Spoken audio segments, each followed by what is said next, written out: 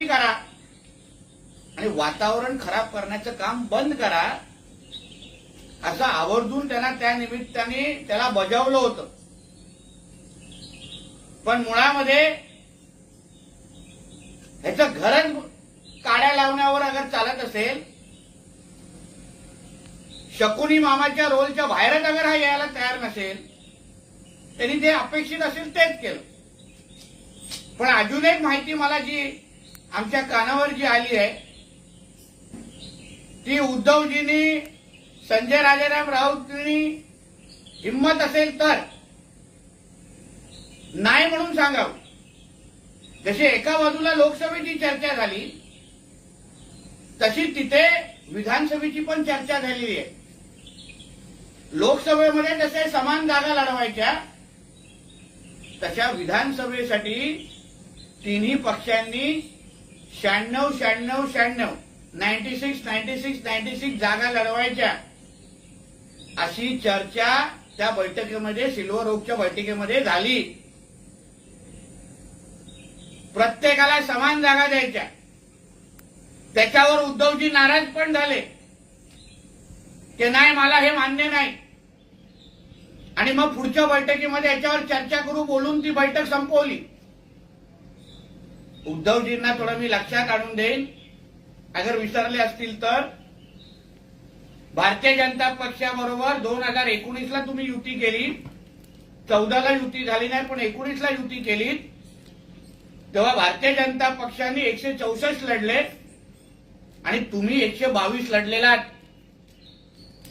100च्या पेक्षा जास्त म्हणजे 122. आता तुम्हाला कितीवर आणतायत? 96 वर आणतायत. 100च्या पण खालती आणतायत. तुम्ही 122 लढलेला तेव्हा तुमचे काहीतरी मला वाटतं 54 आलेले. 122 लढून 54 आणि मग 96 लढून तुम्ही 20च्या तरी पुढे जाणार आहेत का? हा प्रश्न मला उद्धवजींना खरंच विचारायचा आहे. म्हणजे तुमची महाविकास आघाडीमध्ये किंवा सिल्वर ओकच्या दरबारामध्ये सरदार म्हणून तुम्हाला एक खुर्ची पण दिली नाही, तुम्हाला सोफ्यावर आणलं.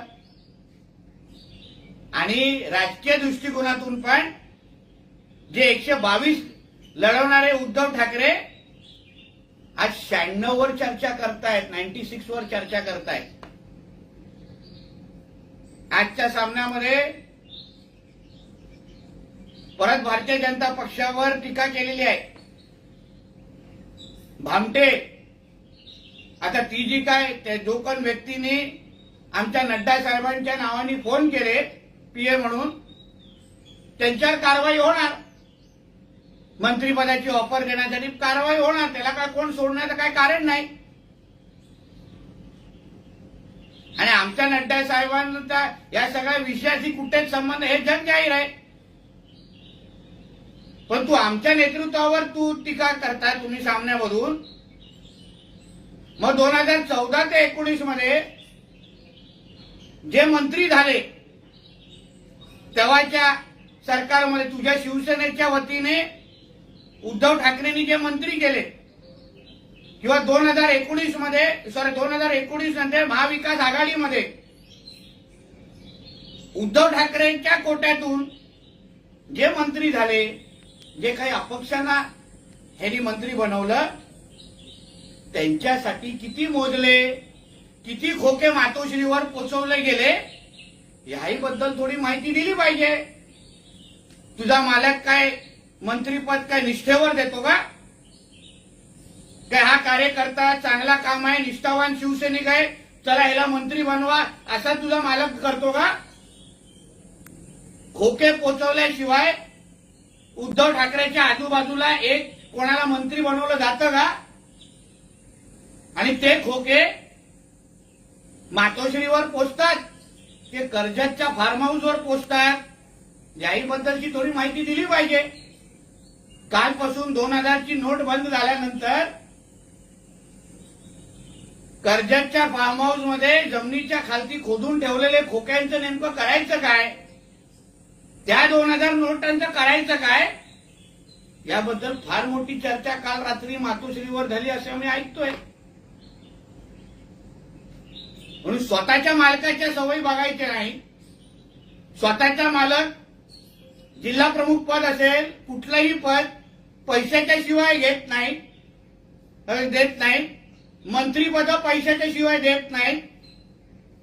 पाहिजे तर एक दोन जे तेव्हा झालेले मंत्री बोलतील ते बाबा नेमकं तेव्हा कसं काय कुठे झालेलं काय झालेलं, खोके कसे कसे दिसलेले, खोके कुठे कुठे पाठवलेले. काही लोकांना बोलतो करू अगर तुम्ही आम्हाला जास्त छेडत राहिलात तर. म्हणून परत एकदा सांगतो, आमच्या कुठल्याही नेत्यांवर टीका करण्याच्या अगोदर तुमच्या बुडाखाली काय चाललंय, किती आग लागली आहे त्याचा पहिला अंदाज घ्या आणि मगच आमच्यावर टीका करा.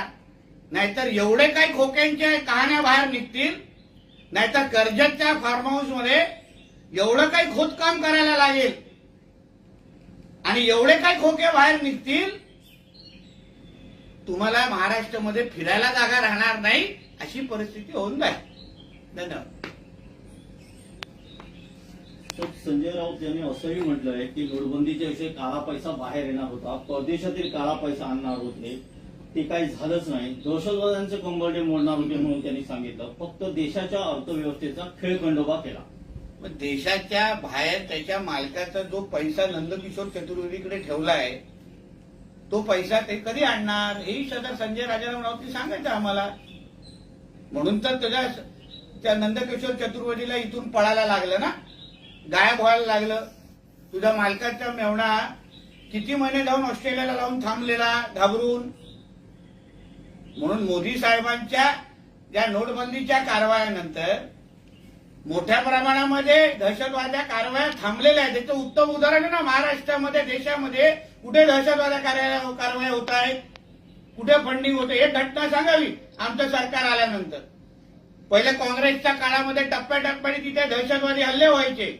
या 9 वर्षामध्ये 370 असो, राम मंदिर असो, असंख्य मोठे ऐतिहासिक निर्णय घेतल्यानंतर पण देशाकडे कोणी वाकड्या नजरेने पाहायची हिंमत केली नाही.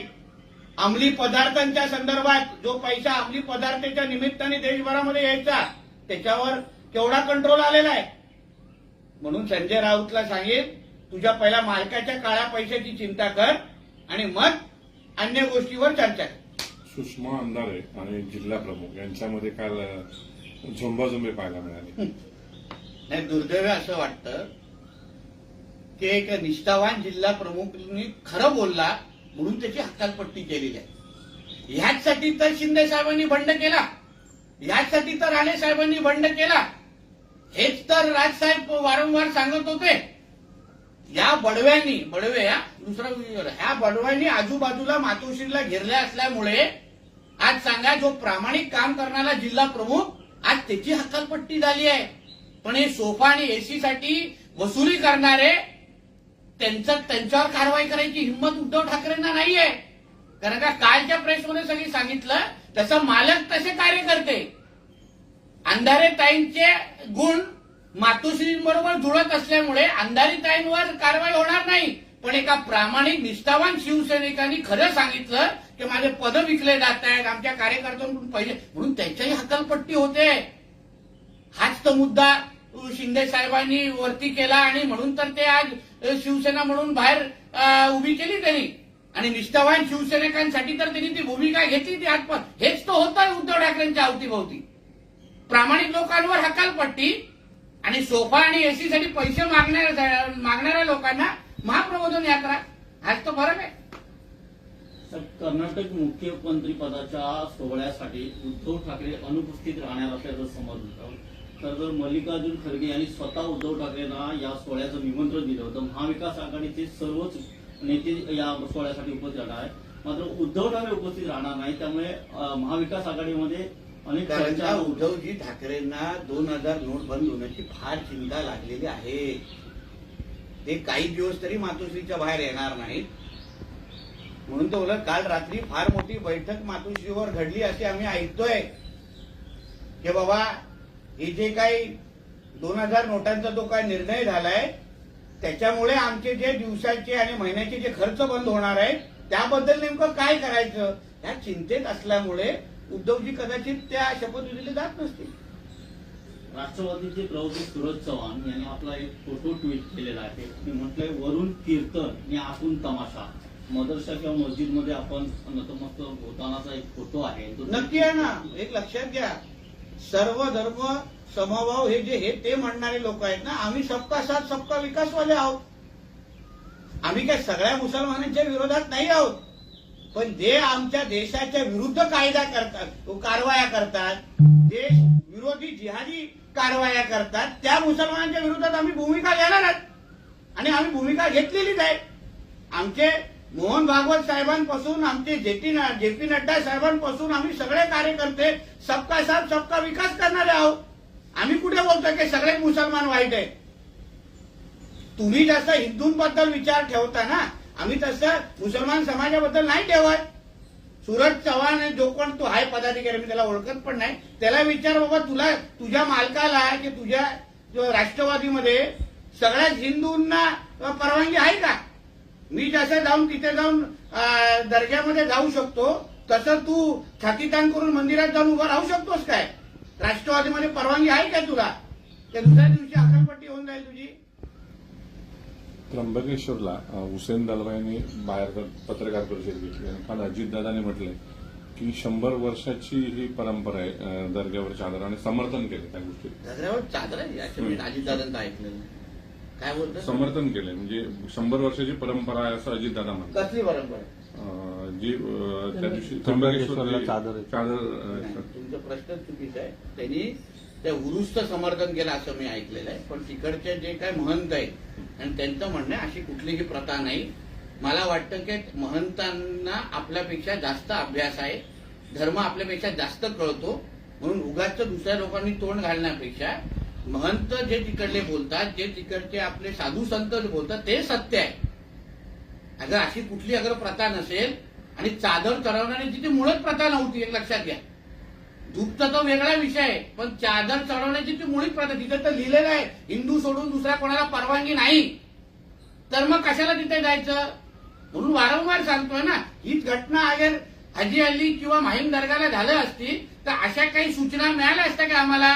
त्या दंगे घडले असते, तलवारी बाहेर निघाल्या असत्या, हिंदूंवर हल्ले झाले असते. याचा प्रश्नाचं उत्तर आम्हाला हुसेन दलवाईंनी द्यावं. त्र्यंबकेश्वर मुद्द्यावरून राज ठाकरेंनी नाशिकमध्ये वक्तव्य केलं की त्र्यंबकेश्वरच्या मुद्द्यावर बाहेरचे लोक चर्चा करतात, तो स्थानिक आहे, त्या स्थानिकांना पाऊल येतो. जो हिंदू आहे त्याला आपल्या धर्माबद्दल आणि धार्मिक स्थळांबद्दल बोलण्याचा अधिकार आहे. मग उद्या अंबरनाथचा पण विषय असो किंवा देशाच्या कुठल्याही कोपऱ्यातला विषय असो किंवा विदेशामध्ये पण अगर हिंदू मंदिरावर काय होत असेल तर हिंदू म्हणून प्रत्येकाला आवाज उचलण्याचा अधिकार आहे. 30 सप्टेंबर नंतर नोट बंद, 2000ची नोट बंद होते, तर भाजपचे आमदार म्हणून आपली प्रतिक्रिया काय? लक्षात घ्या, तुम्ही तो निर्णय करून नोट बंदी हा विषय नाहीये, ते चलन बंद केलेलं आहे. अर्थव्यवस्थेच्या दृष्टिकोनातून काही जे महत्वाचे निर्णय जे गेल्या 9 वर्षांमध्ये मोदी साहेबांच्या माध्यमातून घेतलेले आहेत. अहो, आपली अर्थव्यवस्था काँग्रेसच्या काळामध्ये कुठे होती आणि मोदी साहेबांच्या काळामध्ये किती झालेली आहे याचा जरा अभ्यास करावा. आज करोनाच्या नंतर सर्वात गतीने वाढणारी जी अर्थव्यवस्था कुठली असेल ना ती भारताची आहे. म्हणून जे योग्य निर्णय घ्यायला लागतात ते निर्णय घेतलेले आहेत. आणि 2000ची नोट ही काही घ्यायला बंद झालेली नाहीये, ते चलन डिस्कंटिन्यू झालेलं आहे. ते वापरता येईल, फक्त बँकेमध्ये जाऊन आपल्याला एक्सचेंज करून घ्यायचं, तेवढाच विषय. ही काय नोटबंदीसारखी ही जे काही आमचे विरोधक भीती पसरवत आहेत ना, असं काहीच नाही. उपमुख्यमंत्री फडणवीस आणि बावनकुळे आशिष देशमुख यांच्या घरी गेले, त्यांची भेट घेतली. आशिष देशमुख, मला आता हे मोठे नेते कुठे जातील काय जातील, आमच्यासारख्या लहान कार्यकर्त्यांनी तेवढं उंचावर बघू नये. लोकसभेची निवडणूक सावनेरमधून लढवणार आहे अशी मला काही येऊ मग. धन्यवाद. थँक्यू. थँक्यू.